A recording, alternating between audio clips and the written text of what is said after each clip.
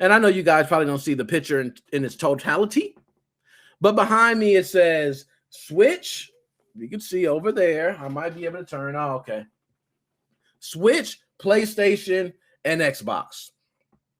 And I want to see, do I even have the category set up this way? Yeah, I do. Wow. Okay. I didn't even try to do it this time, and it's actually all set up perfectly. So great. The reason I want to talk about these three systems is because I want to talk about games and the surplus amount of games that we have. There was someone who said to me, they told me, they said, you know what? I promise you, Nick, we don't have nowhere near as many good games as we used to have. We used to have a lot of good games, and all of a sudden, it was crazy. It's like they just stopped making good games, and they kept putting out remakes, remasters, or they're just doing asset flips. Just nothing putting any energy behind the product. Damn. And I thought about it. I said, yo, they might be right. They might be right on this. Because me, myself, this year, I hadn't heard of a lot of games until Xbox and Bethesda linked up. Then I felt differently. I felt like we got more than enough games. So when I heard this, I thought about it for a second, thought again, and said, nah, you wrong, man. You all the way wrong. We got way more games now than we used to have. Okay, and even though those games might not be the games you want to play, we still have way more games this year than we had last year. So I started to do a little research. Okay, and I'm going to read some of this to you guys. Last night, Matt Piscatelli of the MPD Group, an analytics firm, shared a chart on Twitter detailing just how many more games have come out in 2021 compared to 2020. This is what we all been waiting for. This is what we want to know. Okay, now hold on. I got to make sure to change my you know what? That's why I ain't got no. Let's put this. Way more games in 2021 than 2020. There we go. Let's put that up on screen. Let's see if that works. I'm liking this. I'm liking this, man. Just real quick, type, put it up, bam, bam. There you go. Now, if only I can get this chat overlay to work, I can click this and y'all can see the chat right there. I don't know what's going on with that. You know what I mean? But hopefully I can get that fixed. Okay, but other than that, let's get back to it. Now, let me see. I'm looking at the streams. Just want to make sure before I jump on this, we ain't getting nothing crazy going on. Okay, no, we good.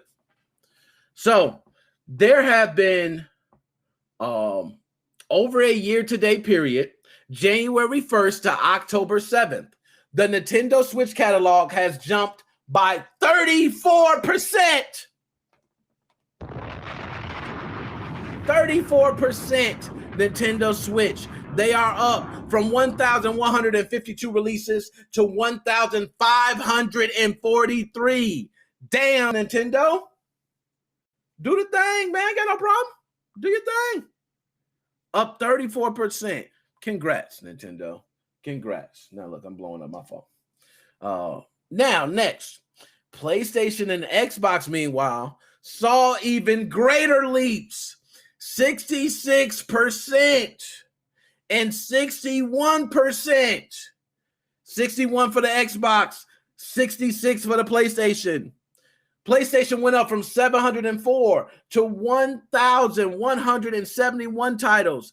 Xbox went from 551 to 889 titles. That is huge. That's huge. So, this is from the post of Matt Piscatelli. Okay, I hope I'm getting that right. We've seen big increases in release count across both physical and digital in 2021 compared to a year ago. PlayStation new release count has increased by 66%, Xbox 61%. Almost 400 more games have come to Switch this year compared to last. The source is the MPD Group Game Pulse. Nice. That's what I'm talking about. And these figures have steadily ticked up for the years. In 2019, for instance, 1,097 games came out on Switch, 692 on PlayStation, and just 453 on Xbox, according to MPD data. All lower than the 2020 tallies, but not by much. 2021 so far is a notable standout in how much these libraries have swelled year over year. Just look at that. So I want to ask y'all, we know we're getting more games this year than we have last year. So let me ask you this. Is that a good thing or bad thing? Is that a good or bad thing? I think that's the question now. You will hear some people say that is a great thing because we have more games, more choices, more variety. You also have more indie titles. Okay, you got more AAA titles, more competition. Now I can choose to buy some game digital, some physical. A lot of things come into play. I myself don't know where I fall on this one. I'm going to be honest. I want to fall where I say it's a great thing because you can always say no. You can always say no. But we have seen a huge influx, especially on Nintendo Switch, of asset flips. And I got to drop a bomb for that. And let me see that. I like that. Joe 2.0. Let me put that up there because I don't think they understand. I like that. Quality over quantity. I think that's a nice one. Quantity over quality. Because that's true. We want quality titles. You can give us 1 million titles. 1 million. If none of them are good, what's the point of having them? So I do believe in quality over quantity. I think Nintendo Switch has suffered from this because I don't know who makes games in here. If anybody has tried to make a game or got into the development of games in any way, probably have used Unity at some point. Unity, there's a lot of different asset packs that you can buy. Kind of get you started a lot faster. So if you have a smaller team, it may help with the development of a game. You can now develop it a lot faster with certain assets already be created and in place for you already. If you're making a shooter, it's nice to already have all the assets in place where your camera's already in the first person view. You can already see everything. You already have, stages, character, assets, everything. Beautiful. One thing you can do, and the Switch has seen a lot of it, is you can do an asset flip. So for those who don't know what an asset flip is, if you're in the Unity store, you have to purchase those assets for the game you're going to build. An asset flip is simply purchasing the assets for that game and then putting the game out on the store, which technically is not illegal. Believe it or not, it's not illegal. You can completely do that. You can go right now to the Unity. There's been people that have done this, and they've actually profited from it. But you can go to that Unity store. You can buy some Unity assets. You can actually try it out. Maybe you want to change the names, just change the colors. You can then present that to go up on the Nintendo Switch store. Now, a lot of other stores have certain things against that. They will pull down a lot of titles that are asset flips. But from what I've seen in the Nintendo Switch online store, it is rampant. Rampant. Like so many asset flips. Now, asset flips are frowned upon, guys, which means developers frown upon it when they see it. They get so mad. They get mad at people who even purchase it or support that, especially when they spend their time developing the game, or they even purchase these assets and change certain things on the asset to not use exactly the same asset. So this is like, man, I don't know. That's why I said it's toughy. It's a toughie on where I fall. I kind of fall with the hell yeah. But then we get so many games that, like you said, we want quality over quantity, man, where we're getting all these different releases for these games that are literally spit and paste of Flappy Bird, except now instead of a bird, it's Mega Man's head. I can't stand that. So I will say the good thing is about having a lot of games. It's always a good thing. Is that you now can have more competition. And more competition leads to a better product for the consumer. I won't say on a business side. On business side, it might be a problem. It might be a big problem. But at least for the consumer side, competition is a great thing. It leads to lower prices, more products for us, and more ways for us to engage with the owners of these products. So I had to ask that. Okay, how do people feel? Is it better or worse? Okay. And this is why I never good, but I have to really big catalog. Been really too busy. Quality over Oh, Sage, I see you. I see you, Sage. I'm trying to go through the chat now. My bad. My bad. I'm just now getting to the chat. Okay. Still use a pattern. Never use a fingerprint reader. I understand I post all the info on Facebook because we can't post a video here and take. Yeah, see, there you go, Joe. Talk to him. Many people aren't attracted to single. Okay, there you go, Joe. I like you. Joe too old. I like that you said that. Let's talk about that. Many people aren't attracted to single player. That's true. Many people are not attracted to single player anymore. The single player game life is it's dying out, believe it or not. People like me are getting lower and lower as times go on. People feel better engaging with other people in games versus playing by themselves. It's just been a common thing. Even myself fall victim to that at times where I play certain games like Call of Duty. I can play the campaign, but I still haven't beat the campaign, but I put countless hours into Cold War.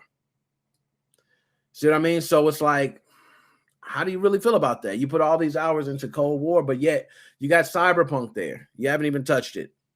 You know, you played it for 20 minutes, Nick. So I fall victim to that. But I do believe that single player experience is needed for those who do not like multiplayer, who do not have internet, who do not want to interact with others. They still should be able to get a full experience. All right. Even with asset flips, I think having even mindless time wasters are better than nothing at all. Dead specimen. There we go. That's what I mean. It's a double-edged coin. You're right. Even if it was an asset flip, it's still something to play. You could be playing nothing. You know what I mean? To be honest, you'd be playing nothing. At least you got an asset flip. You know, so that's one of those where I said, I don't know where I fall on this. This is a tough one.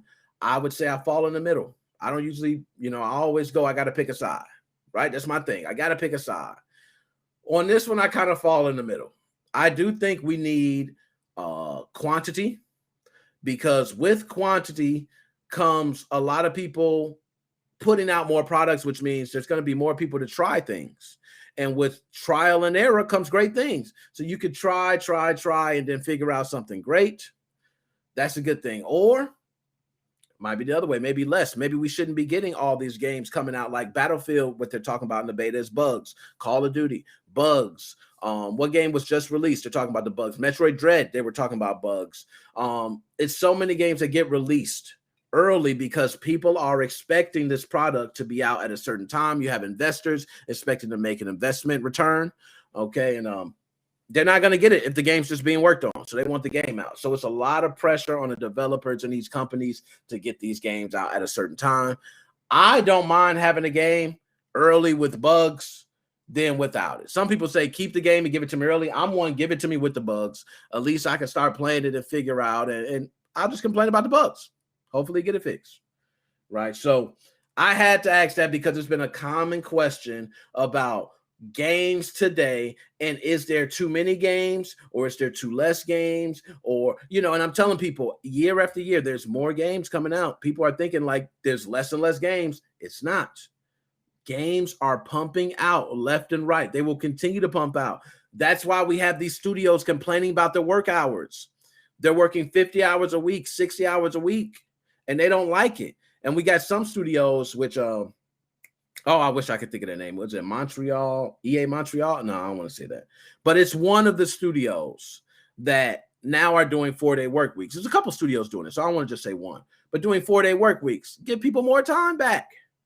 Because developing is tough, man. You're wrapping yourself inside of this world, and eventually you need to get out and give yourself a mind break. So respect to that. But I just want to say to everybody thinking that we don't have enough games now, trust me, we have way more games that have came out this year than ever have in any other year. So this is the year for the most games. So I don't want to hear about games are not coming out or we don't have enough choices. Trust me, you are not looking hard enough because you have more than enough choices.